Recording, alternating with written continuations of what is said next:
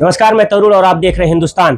पिछले एक महीने से अधिक का समय बीत चुका है जब लगातार हम कुंभ से आपको ढेरों कहानियां, ढेरों शख्स और ढेरों संतों से मिलवा रहे हैं।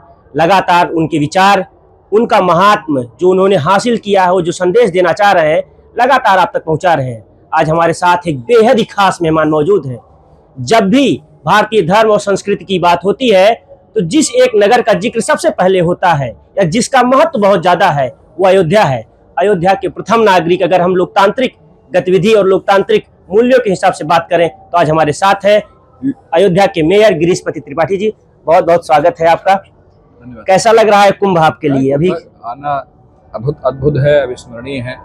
और सनातन संस्कृति का, मानवता का इतना बड़ा समागम और उसका दर्शन करना, उसमें सहभागी होना, उसका हिस्सा बनना, तो कुल मिला के एक रोमांच के साथ साथ, आह्लाद के साथ साथ एक अनुभूति के स्तर पर भी बहुत सी अच्छी बातें समझने को मिली। ये पहली बार महाकुंभ लग रहा है जब रामलला लगभग 500 वर्षों के बाद अपने गर्भगृह पर विराजमान है, तो एक अयोध्या में एक अलग उत्साह देखने को मिल रहा है।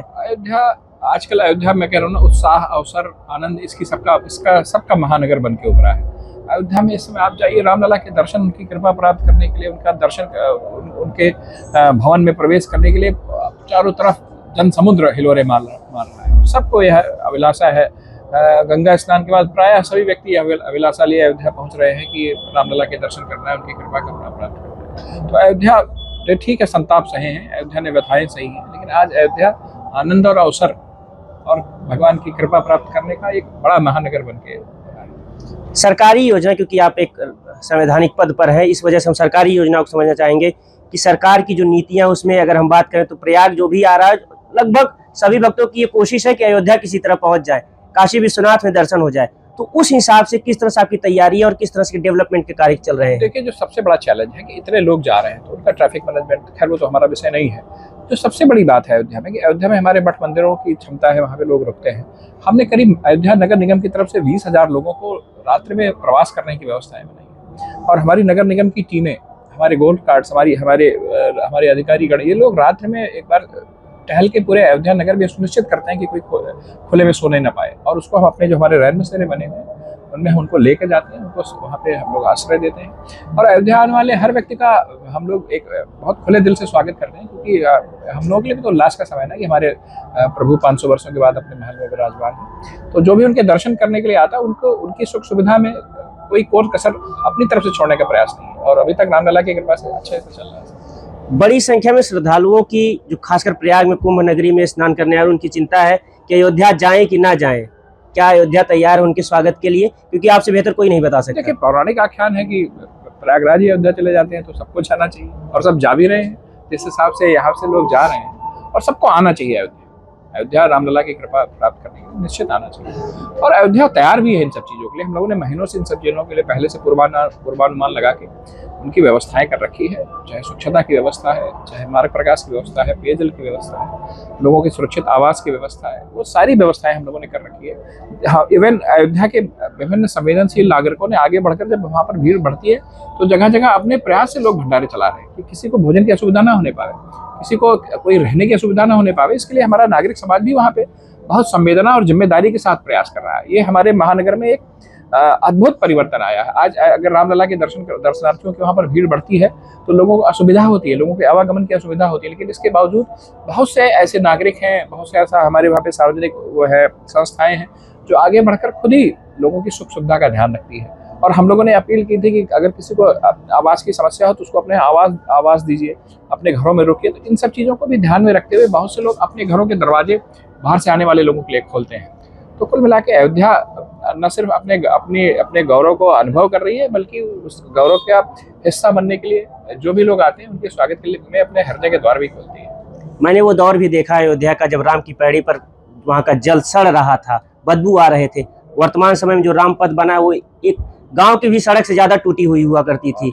वर्तमान समय में कितना बदला और क्या तैयारी, क्योंकि बहुत बड़ी संख्या जाने वाली है। पूरी अयोध्या बदल गई है। जो कई वर्षों के बाद अयोध्या जाते हैं, वो उस अयोध्या को पहचान नहीं पाते हैं। और इस बदलाव में उसकी पौराणिकता का ध्यान रखते हुए कि वह एकदम आधुनिक चमचमाता हुआ महानगर न हो जाए, उसकी पौराणिकता भी शेष रहे और उसमें तमाम पौराणिक चिन्ह और वातावरण इस तरह से रहे कि लोगों को लगे कि हाँ, हम राम की नगरी में हम लोग आए हुए हैं। उन सबका ख्याल रखते हुए और अयोध्या को एक आदरणीय प्रधानमंत्री नरेंद्र मोदी जी की प्रेरणा से और हमारे मुख्यमंत्री आदरणीय योगी नाथ जी के नेतृत्व में अयोध्या पूरा बदल गया है। और आज अयोध्या वह अयोध्या नहीं रह गई है जो आज के 5 वर्षों पहले थी, 10 वर्षों पहले थी। एक जब भी डेवलपमेंट का विषय होता है तो बहुत सी चीज़ें जो वहाँ की स्थानीयता होती है उसको भी खोने का डर होता है। वहाँ के जो चिन्ह जो आपने कहा प्रतीक होते हैं उसको भी कहीं ना कहीं उसको किस तरह संरक्षित करें और अयोध्या की पहचान को इस तरह से बचा रहे हैं। विकास होता है तो कुछ ना कुछ इस तरह की चीजें आती हैं, कुछ तकलीफें उठानी पड़ती है। अपने घरों में अगर आप एक मकान बनाइए, खिड़की बनाइए तो घर वालों की परेशानी होती है। तो एक इतना बड़ा महानगर को आप सोचिए, 13 किलोमीटर का रामपथ, उसका चौड़ीकरण साधारण बात नहीं है। 13 किलोमीटर के स्ट्रेच को चौड़ा करना, भक्ति पथ, धर्म पथ, इन सब चीज़ों को करना। लेकिन हमारे नागरिक समाज ने हमें बहुत सहयोग किया वहाँ और आज अयोध्या पूरी बदल गई है। और जो भी डेवलपमेंट है, जो भी नए विकास के वहाँ पे प्रतिमान गढ़े जाते हैं उसमें इस बात का ध्यान रखा जाता है कि हमारे प्रतीक चिन्ह, हमारे सूत्र वाक्य, हमारी पौराणिकता, हमारे आश्रम, हमारी अयोध्या की जो परंपराएं हैं उन सबको व्यवस्थित करके उनका स्थान दिया जाए और लोगों को उन सब चीज़ों से परिचित कराया जाए। क्योंकि हम कुंभ में मौजूद हैं, मैं चाहता तो नहीं था लेकिन क्योंकि मौका इस वजह से पूछ ले रहा हूँ। मिल्कीपुर अभी 8 तारीख को नतीजा आया, बहुप्रतीक्षित नतीजा था आप लोगों के लिए, सुखद रहा आपके लिए परिणाम? देखिए, मैं तो काउंटिंग करा के ही चला, जब काउंटिंग समाप्त हो गई तो वहाँ से चला। और देखिए, मिल्कीपुर में जो एक राजनीतिक चुनौती थी उससे ज़्यादा वहाँ पर एक सामाजिक चुनौती है। 80 के दशक में साम्यवादी नेताओं का वहाँ पे प्रभाव हुआ और उन्होंने वहाँ पे वो जातिवाद का जो जहर घोला वहाँ पे समाज में, वह कहीं ना कहीं आज भी पूरी तरह से निस्तेज नहीं हुआ है।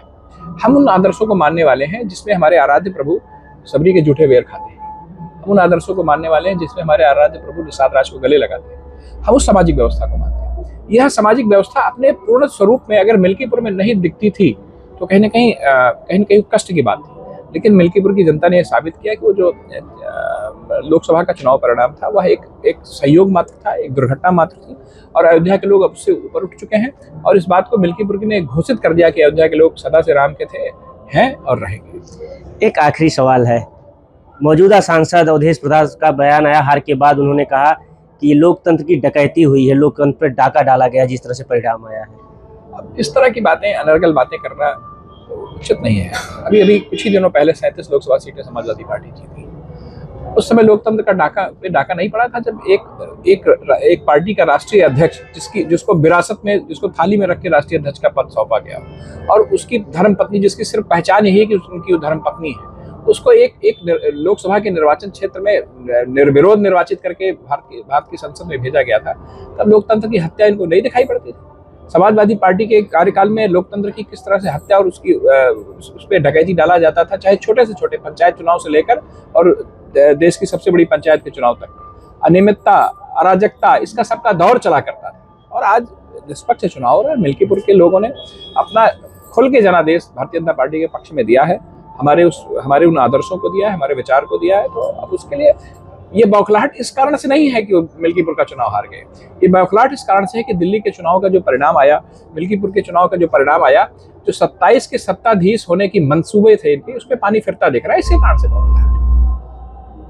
ठीक है, तो अगर आप भी अयोध्या का प्लान बना रहे हैं और प्रयाग में डुबकी लगाकर अयोध्या जाना चाहते हैं तो मेयर साहब कह रहे हैं कि पूरी तरह से अयोध्या तैयार है। आप योजना बना सकते हैं और परिवार के साथ, समूह जो भी दोस्तों के साथ आप जा सकते हैं। आपने हमारे लिए समय निकाला इस कुंभ में व्यस्तता के बीच, इसके लिए आपका बहुत बहुत धन्यवाद। हिंदुस्तान लगातार आपको कुंभ से ऐसी अनेकों कहानी आप तक पहुंचाता रहेगा। देखते रहिए हिंदुस्तान। नमस्कार।